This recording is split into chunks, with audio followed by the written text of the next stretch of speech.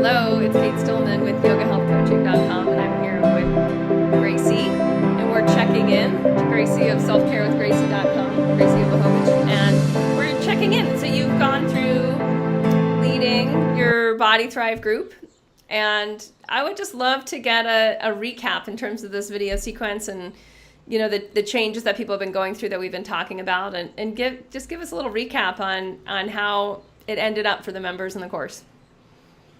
Thanks, Kate. Yeah, it was such a great 10-week process, and I've been through it myself in Body Thrive once, and I've led a few other groups of my own through it, and it's so cool to see how what happens is similar and that there's transformation, but the flavor or the rasa of that transformation is different just depending on the group that we're working with. And this is a really incredible group of very advanced practitioners. A few people who have been through Body Thrive before who just wanted a check-in, and a few people who have been yoga teachers for a long time and running their own Ayurvedic businesses and making their own essential oil blends, and just people brought a lot of knowledge to the table. And still with that, even with all the knowledge, to deepen the practices, especially when we can have a community of people that are so open to talking about the self-care practices, but what I find too of what gets in the way of the self-care practices of what are the things in our head that just lodge in there that tell us that we don't have time to do 5 sun salutations in the morning, and that tell us that glass of wine is really what we need to unwind at night. And I find it's the resiliency that we get when we're in a group where we can say it all out loud to a group of people who completely get it, who aren't going to judge us for it, who are able to share from their own experience of how they got through it. And it just felt like every one of us had the little bit of knowledge that we needed to help the others move. And we moved as a group, slowly, of course, using Kaizen methodology, creating new habits, better rewards for ourselves, being kind of scientific about it in some ways. But there's such a cool emotional journey that goes along with that too, which I was so impressed in this group of how deeply they were willing to share, and from that deep sharing, how much they were rewarded in terms of actual shift of habits, and then change of lifestyle and change of energy levels.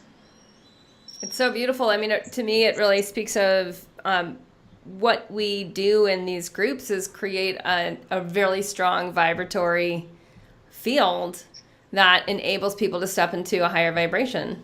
And we do it through attuning to the vibration that happens when you live in rhythm, right? But it's what's so hard. A lot of us know what we should do to live in rhythm, but we don't.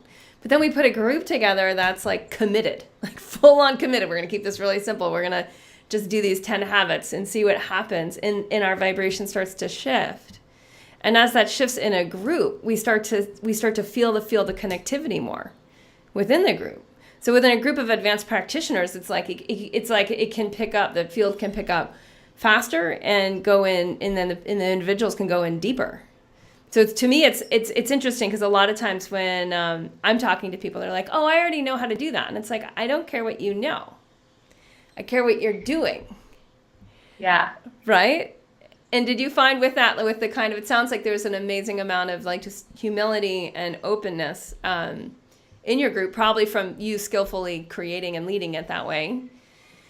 Did you find that in that people could really deal with some of their own personal integrity breaches? Yeah, completely. And it's this thing of this kind of the cult of the yoga teacher, or something, that we think that we have to be perfect, or the healing practitioner, that we think we have to be perfect. And it creates such a barrier to ojas. I was telling you before the call that all I want to do is teach about ojas these days, because I see this as being the thing that really gets in the way. Well, and for people who don't know what that is, why don't you go ahead and describe that? Oh, yeah. Ojas, it's resiliency. It's the field of connectivity that we can rest in, an idea that we're not alone, and that we're completely connected, and that we're held in our experience by other people. And there's been a lot of research lately around shame resiliency, that the only way that we really get to be wholehearted and connected is when we are able to share what we think is too dark to share with other people. And I think we have a lot of shadows as healers, that we feel we should have this figured out, and we're not allowed to doubt it. We're not allowed to ask for help, and we have to be the authority. And so to create a community of people who are also advanced, and then to create a safe space, or the container of resiliency around that, where we can all share and see that we're not alone, we're struggling, and it's okay to struggle. And it's something happens that's magical in that process, that once we realize it's okay to be struggling, we don't struggle as much anymore. It's like, we're like, oh, okay, well, maybe I should just get up and do the sun salutations. And then it starts to happen. And it feels magical, and it is, but it's not either. It's just a matter of, really having the courage to say it out loud, and courage to step forward. And I think we all, again, like you said, we know what we should be doing. And so once that barrier comes away, then it's pretty easy to actually step up and start living the life that you've just dreamed of before. Yeah. Yeah, and it was interesting too. I think, particularly for people, I mean, just because we keep talking about how this group in particular they were starting at a fairly high vibration, and we're saying like, okay, let's bring that vibration even higher through a deeper attunement to these 10 habits. One of the things that I'm curious about in that is how. Sorry, I lost my train of thought. That almost never happens. Yeah, it did. Maybe something else wants to come through.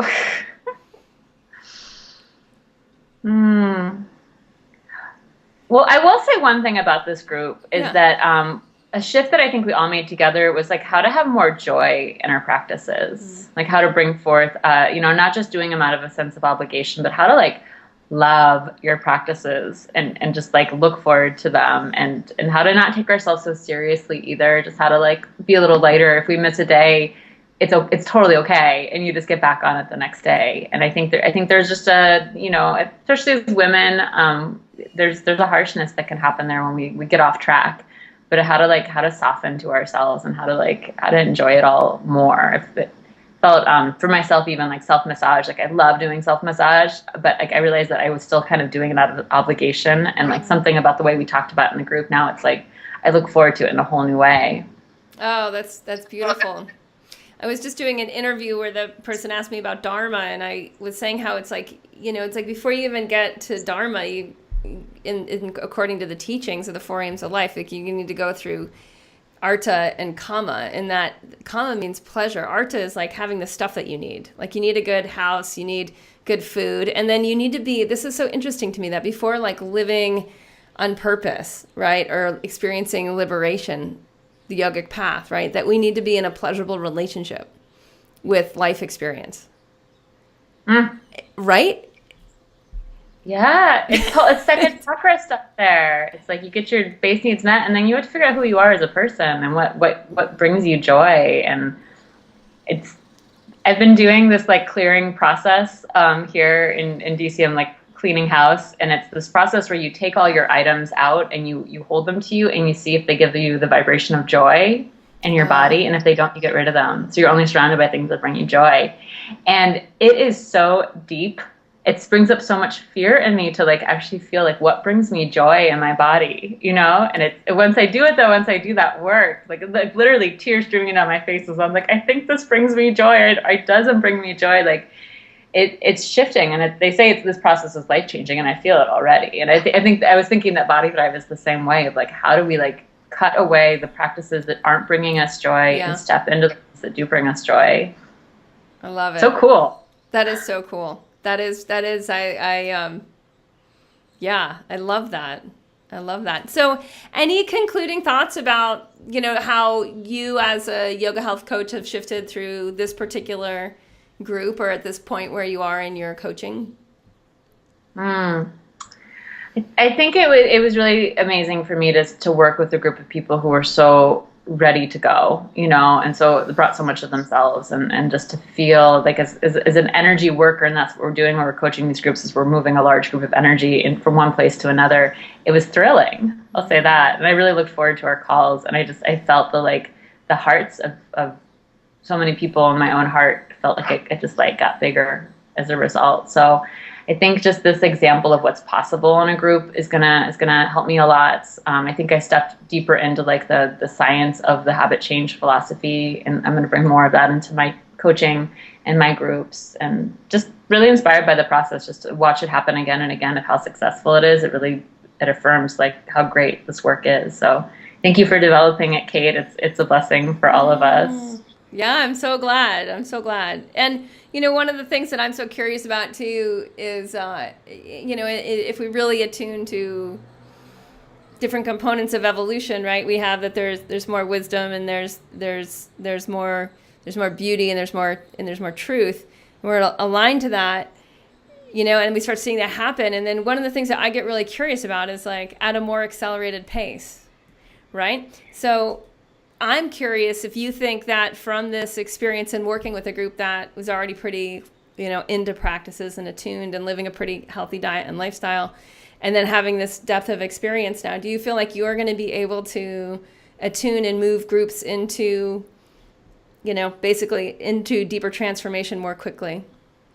That's great. That's a great question. And I'm going to say I hope so. The continuity program I'm doing right now has been awesome. We're 2 months into it, and it is very, very deep, and I can feel how sustainable it is. And 10-week group I'm leading right now, we're 3 weeks in, and like people are having huge breakthroughs. So it feels like it is. I think a part of it is like just watching what happens, like doing my very best and showing up. But I can't see how it wouldn't affect it. It's like every step we take builds on the other steps. I absolutely think this has helped. Yeah, good. It's something that I find so curious, right? It's like how quickly can we get from here to there, and like the deepest vibration, like, it's such a neat thing to just be aware of. So awesome. I'm so glad. And I'm so glad that you are this Body Thrive coach, and I look forward to the next one and just seeing how it all goes and how we all support each other. Thanks so much, Gracie. Thanks, Kate. Attention yoga teachers and wellness providers, if your brain is getting sparky from this conversation and you're thinking, I want to check out more about yoga health coaching, go to yogahealthcoaching.com/quiz and take the quiz. And that'll help you figure out if this is something that's right for you.